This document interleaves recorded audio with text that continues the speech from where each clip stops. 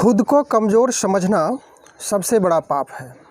वेदांत के विख्यात और प्रभावशाली आध्यात्मिक गुरु स्वामी विवेकानंद के अनमोल विचार से प्रारंभ करते हुए मैं आप सभी का स्वागत करता हूं। इस वीडियो के माध्यम से क्लास 10th फिजिक्स के आंकिक प्रश्नों को लेकर के मैं उपस्थित हूं। तो आइए चलते हैं विषय वस्तु पर। उन प्रश्नों को हल करने के लिए आवश्यक सूत्र इस प्रकार हैं। पहला number mirror formula 1/v plus 1/u equal to 1/f। इसकी सहायता से v बराबर uf by u minus F, u equal to vf by v minus F and f equal to uv by u plus v। दूसरा number r और f में संबंध r equal to 2f या f equal to r/2। अर्थात किसी गोलीय दर्पण में वक्रता त्रिज्या फोकस दूरी की दुगनी होती है या किसी गोलीय दर्पण में फोकस दूरी वक्रता त्रिज्या की आधी होती है। तीसरा नंबर मैग्निफिकेशन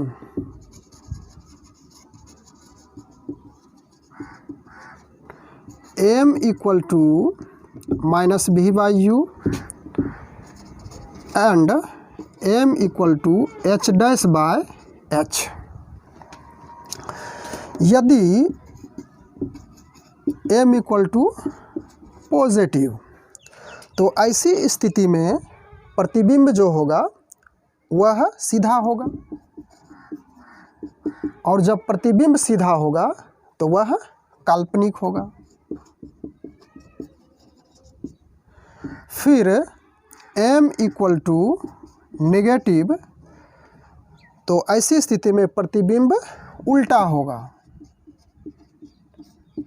और जब उल्टा प्रतिबिंब होगा तो वह रियल होगा यानी कि वास्तविक होगा। उसके बाद चौथा नंबर में है चिन्ह परिपाटी। चिन्ह परिपाटी को समझने के लिए कोऑर्डिनेट ज्योमेट्री यानी कि निर्देशांक ज्यामिति के अनुसार इसको समझने का प्रयास करते हैं।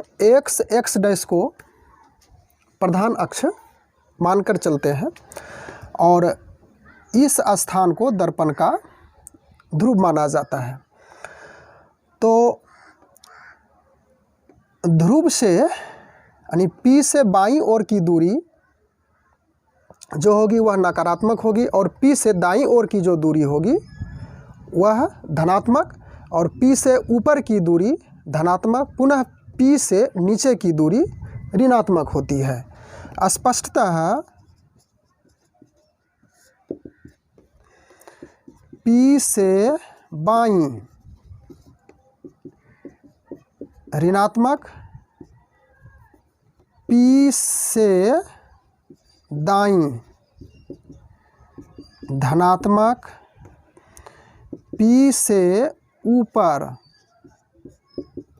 धनात्मक, P से नीचे ऋणात्मक होती है। अर्थात किरण के दिशा में मापी गई दूरी धनात्मक और किरण के विपरीत दिशा में मापी गई दूरी ऋणात्मक होती है, और सभी दूरियां दर्पण के ध्रुव से मापी जाती है। उसके बाद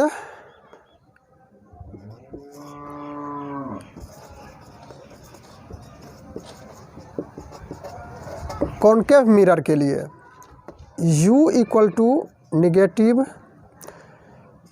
r equal to negative, f equal to negative, v equal to negative, लेकिन कहीं कहीं पे यानी दो कंडीशंस में v का जो वैल्यू आता है वह पॉजिटिव आता है, और वह स्थिति है यदि वस्तु को प्रधान अक्ष के पोल पे रखी जाए यानी ध्रुव पर, और ध्रुव और F के बीच वस्तु रखेंगे तो ऐसी स्थिति में V का वैल्यू पॉजिटिव आता है। उसके बाद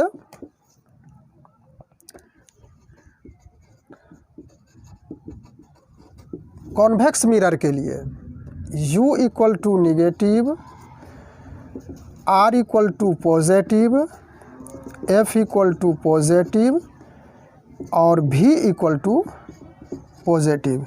यह जो प्रतिबिंब होता है यह हमेशा इसमें काल्पनिक बनता है और चाहे प्रधान अक्ष पे वस्तु को कहीं भी किसी जगह रखी जाए यह ऑलवेज हो जाएगा।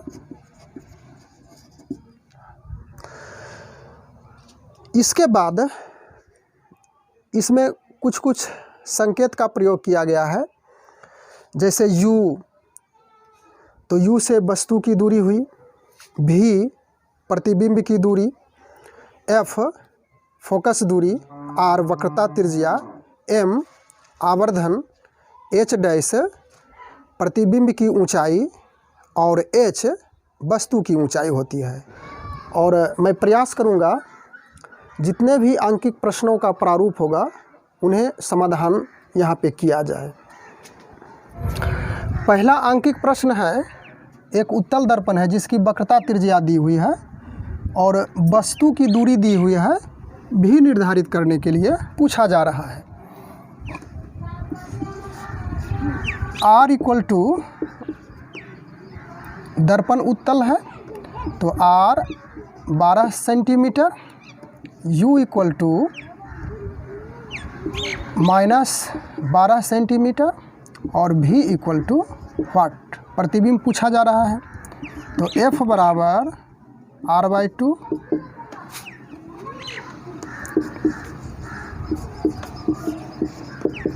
6 सेंटीमीटर। चूँकि V बराबर UF divided by U minus F equal to 6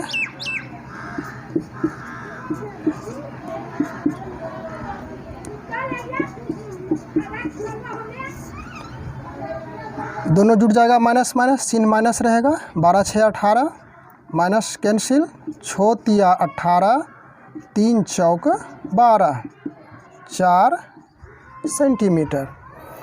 यानी कि प्रतिबिंब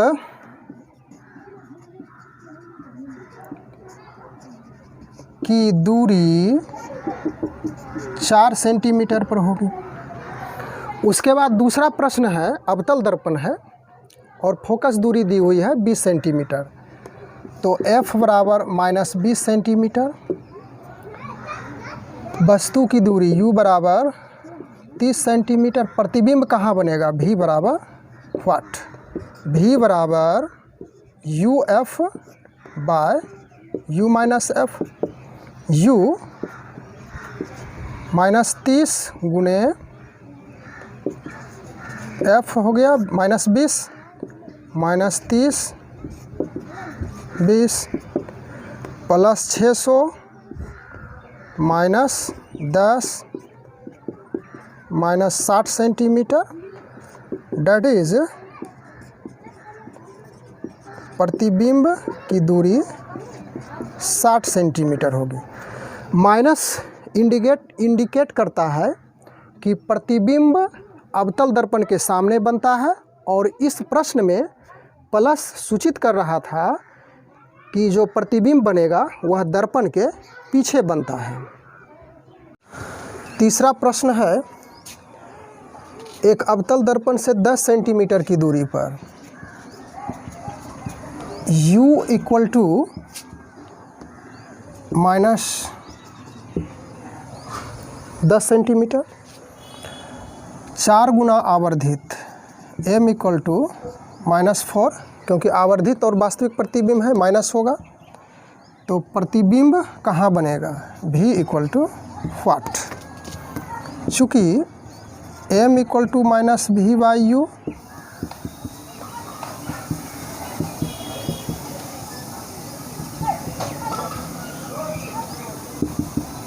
V इक्वल टू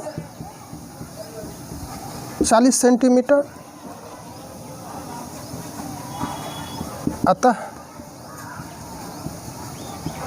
प्रतिबिंब की जो दूरी होगी 40 सेंटीमीटर पर होगी और माइनस चिन्ह सूचित कर रहा है कि वह प्रतिबिंब दर्पण के सामने बन रहा है। चौथा प्रश्न है कि किसी गोलीय दर्पण है और वह 15 सेंटीमीटर की दूरी पर रखी हुई वस्तु है, तो U = -15 cm। वस्तु का प्रतिबिंब दर्पण के पीछे V = +60, फोकस दूरी F = 60। चूँकि F = UV/U + V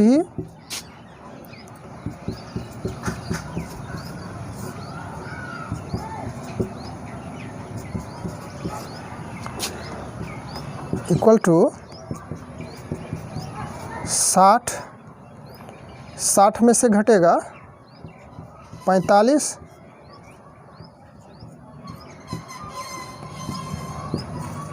20 सेंटीमीटर। अतः फोकस दूरी 20 सेंटीमीटर और F जो निगेटिव सूचित करता है, इससे स्पष्ट होता है कि वह दर्पण अवतल होगा। दर्पण